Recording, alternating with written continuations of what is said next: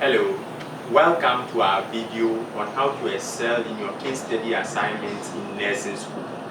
Whether you are a nursing student embarking on this educational journey or a seasoned healthcare professional looking to sharpen your skills, this video is packed with valuable tips and strategies to help you succeed. From my experience on case study is not something difficult.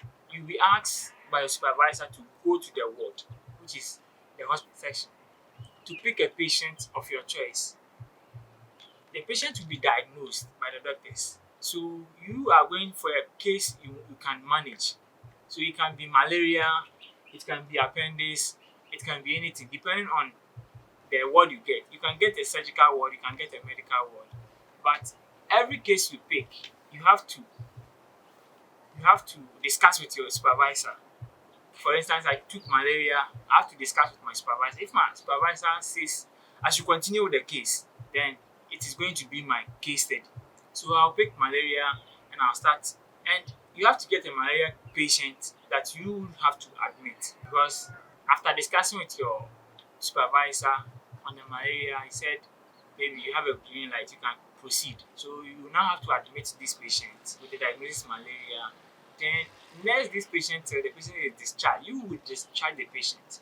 You will do feeding everything on the ward. When the patient is discharged, you will also do a follow-up. You home visit 3 times on the case study. You have to visit and you have to terminate care. You terminate care. That is when you are done with your patient. That is what we call termination of care. It is different from discharging a patient. If after you have discharged your patient, if you don't do home visit, you don't terminate care. After your home visit and you realize the patient is well, is fit and is free to go, you call to find out how they are doing and how they are faring. You do all those things. But you have a period that you can terminate. After that period, you can terminate your care, and it is between you and your supervisor. Then you now proceed with the typing and everything.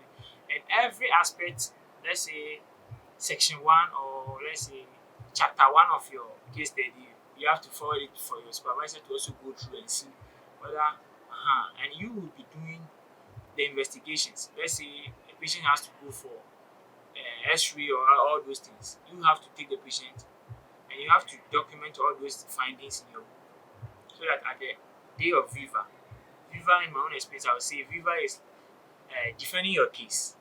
Defending your case. So the examiner will be asking you questions per your study, in your case study, and you will give the answers. When did you terminate care? If you know I terminated care on the 2nd of December, you say, oh, on the 2nd of December, I terminated my care. When did you first admit your patient? Oh, I admitted my patient on November 15th. On so and so date, time. You have to state all those specifications. That is what we call Viva. You are defending your case. You said you did it yourself, so you are now defending it. If you found this video helpful, please hit on the subscribe button below.